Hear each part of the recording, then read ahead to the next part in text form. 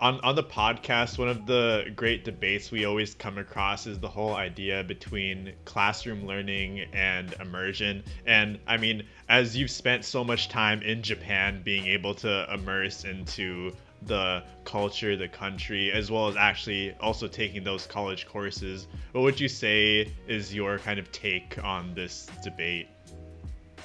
I Yeah, it's difficult to say because in my opinion, it depends completely on the individual Japanese learner.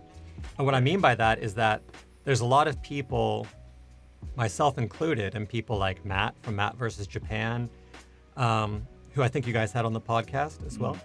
Yeah. Um, and I don't know if you happen to see the guy Nick that I shared on Twitter not too long ago.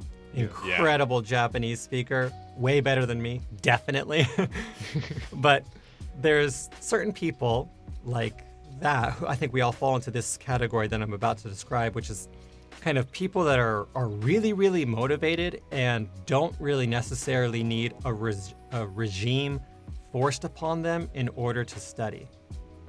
And if you fall into that category and you've got enough motivation to do it by yourself, I think that for sure the immersion-based approach, all Japanese all the time, refold Matt versus Japan method is the way to go, for sure.